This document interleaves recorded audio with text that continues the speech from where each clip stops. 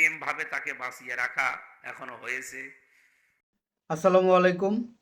আমির হামজা হুজুর বলল যে বেগম খালেদা জিয়া সাবেক তিনবারের প্রধানমন্ত্রী, তাকে নাকি কৃত্রিমভাবে বাঁচাই রাখা হয়েছে। তো এ বিষয়ে আপনার মতামত কি? সম্পূর্ণ ভিডিওটা দেখে অবশ্যই কমেন্ট করবেন, আর অবশ্যই শেষে আমার কমেন্টটা শুনে যাবেন যে আমি এই বিষয়ে কি কমেন্ট করি। খালেদা জিয়াকে এখন যদি আপনি ইনজেকশন দিয়ে মেরেও ফেলেন, কথা বলতে পারবে? লাইফ সাপোর্টে আছে, ওনার চিকিৎসা চলছে। তারা জানিয়েছে যে লাইফ সাপোর্টে যেগুলো লাগানো আছে শরীরে, যদি খুলে ফেলা যায় সঙ্গে সঙ্গে মরে যাবে। তার মানে একটা কৃত্রিম ভাবে তাকে বাঁচিয়ে রাখা এখনো হয়েছে। ওনারা নিয়ে যাচ্ছে আমেরিকাতে, লন্ডনে। আশা করছে সুস্থ হবে। যদি না হয় আল্লাহ যেন ইমানের সাথে তুলে নেয়। তার বেঁচে থাকাটা দরকার। কারণ তার স্বামী এবং তার যে বিএনপি, সে বিএনপি এখন আর বাংলাদেশে নেই। তারা না থাকলে আর এটাও থাকবে না। তার স্বামীর জীবনী পড়ে দেখেন, জিয়াউর রহমানের রাজনৈতিক জীবনী আমি পড়েছি। তিনি ভারতের আগ্রাসনের বিরুদ্ধে ছিলেন, কথা বলছেন আমার। তার স্ত্রী বেগম খালেদা জিয়া সারা জীবনই ভারত বিদ্বেষী ছিলেন। এ কারণেই তো হাসিনা তারা দেখতে পাচ্ছ।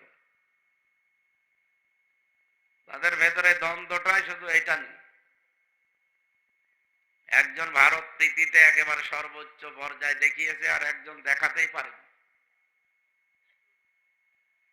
এ কারণে এখন তার ফিরে আসা যেহেতু আর হাসিনার সম্ভব না, কারণ তার যে ফাঁসির আদেশ দিয়েছে, তার এখন যদি ফাঁসি থেকে বাঁচতে হয়, বাংলাদেশে একটা পদ্ধতি বাকি আছে। হাসিনা যদি এদেশে ফিরে এসে বাঁচতে চায়, আসলেই তো ফাঁসি হয়ে যাবে। যদি বেঁচে থাকতে চায়, ওনার একটা পদ্ধতি আছে। কি বলেন তো? না না, কিসের ক্ষমা? ক্ষমা ইউনুস ক্ষমা করবে? ডক্টর মোহাম্মদ ইউনুস ক্ষমা করবে তারে? যে জ্বালানো জ্বালিয়েছে এই বুড়ো মানুষটারে, জনগণ তো ক্ষমা করবে না, বলা যায় না। একটা পদ্ধতি কি, এদেশে এখনো কোনো মহিলার ফাঁসি আজ পর্যন্ত হয়নি, এবং আমরা চাই যে না হোক, কারণ মেয়েদের ফাঁসি দেওয়া খুব কঠিন। ফাঁসি তো আমি এই 3 বছরে বহু ফাঁসি দেখেছি, আমার সামনে সব দিয়েছে। সামনে দিয়ে নিয়ে যেত যে আজকে তার জীবন আর 10 মিনিট পরে শেষ। কি জোরে জোরে তাকবীর দিত যারা মুসলিম। হিন্দুকেও ফাঁসি দেওয়া দেখেছি, হিন্দুরা তো হরে হরে করতো।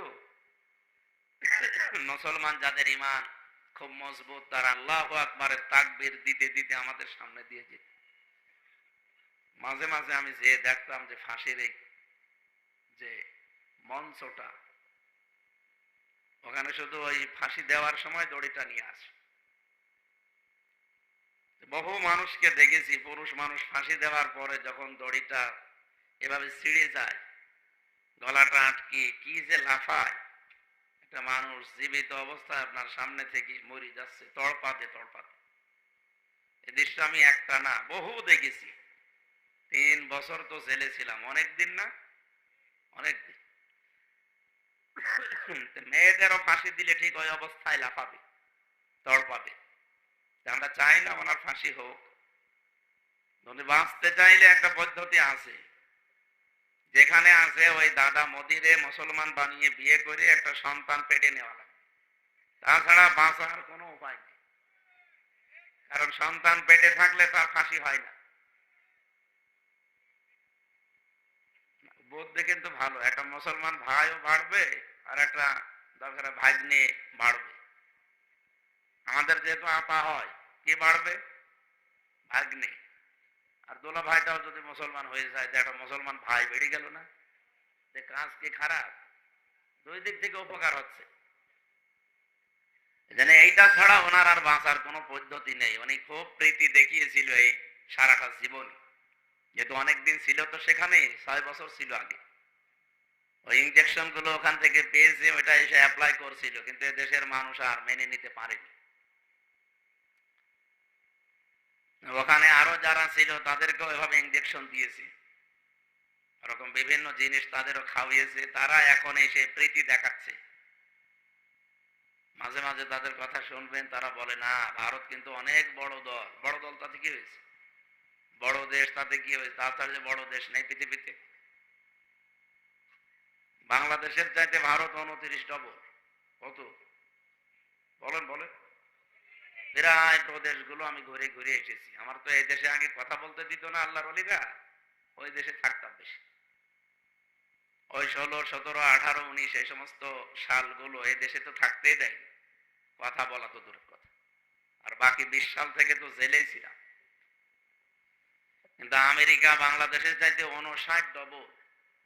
কত? ভারতের চাইতে ছোট। চীন ও ভারতের চাইতে বড়। দেশ বড় হলেই যে শক্তিশালী হয় তা না। মাল থাকা লাগে ভেতরে। ওদের যত মানুষই আছে ওদের ভেতরে একটা ভয় আছে, কারণ সে জিনিস ইমান নেই। আর আমাদের মানুষ যাই হোক, আমাদের ভেতরে যে ইমান আছে পাওয়ার দিকেছে। এক আবুল সরকার শুধু গাইল দিয়েছে, ওরে মনে হয় যে নামাজ পড়ে না, সেও গালি দেয়। আমি কি বেশি বললাম? যে নামাজ পড়ে না, ঈদের নামাজও পড়ে না, সেও গালি দিচ্ছে। ওনার জন্য দোয়া করছি মন থেকে, শুধু এই কারণে উনি ভারতের আগ্রাসনের বিরুদ্ধে সারা জীবন লড়াই করেছেন। এখনো যদি সুস্থ থাকতেন, বেঁচে থাকতেন, এভাবেই করতেন। এই জন্য তার বেঁচে থাকাটা দরকার। ওনার এই যে কথাবার্তা আল্লাহ বন্ধ করে দিয়েছে। এখন যতই আপনি পিটান, যত ইনজেকশন দেন, কথা কিন্তু আর বলতে পারছে না। তার মানে হাদিস কোরআনের ব্যাখ্যা অনুযায়ী ওরা যে ফেরেশতারা যে দায়িত্বগুলো পালন করে, ওইটা পালন করা বন্ধ করে দিয়েছে। মরণের আগে একজন পানি যে সরবরাহ করে, এই ফেরেশতা এসে বলে, আল্লাহর বান্দা হামজা, তোমার জন্য তামাম পৃথিবী সব ঘুরে আসলাম, এক ছটাক পানিও তোমার জন্য আর বরাদ্দ নেই, আমি বিদায় নিলাম। এতদিন তোমার জন্য ছিলাম, আমি কাজ করতাম, কিন্তু এখন দেখছি যে এক ছটাক পানিও তোমার জন্য আর তামাম দুনিয়ায় নেই।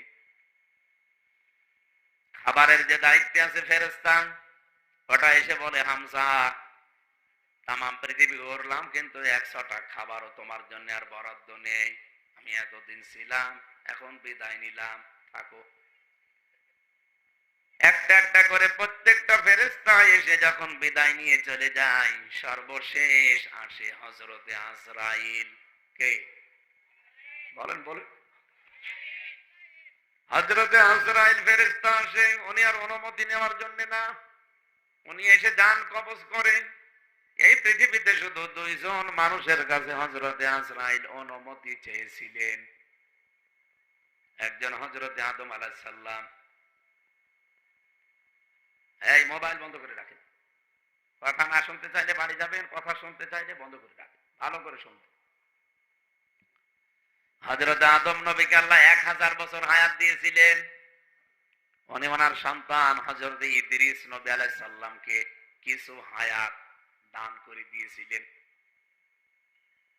হযরতে আদমের সামনে যখন তার সন্তানগুলো এনে রাখলেন যে কার হায়াত কতদিন, এ এতদিন বাঁচবে, এতদিন বাঁচবে, আল্লাহ পাক হযরতে ইদ্রিস নবীর দিকে তাকিয়ে বললেন, আল্লাহ, একটা বিচার হইল, আমারে দিয়েছো 1000 বছর হায়াত, আর আমার সন্তান মাত্র 60 বছর।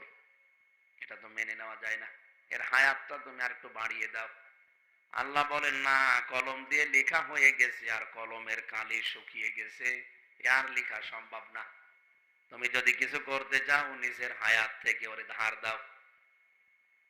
সন্তান হিসাবে হযরত আদম নবী ওই দিন ইদ্রিস নবীকে হায়াত ধার দিয়েছিলেন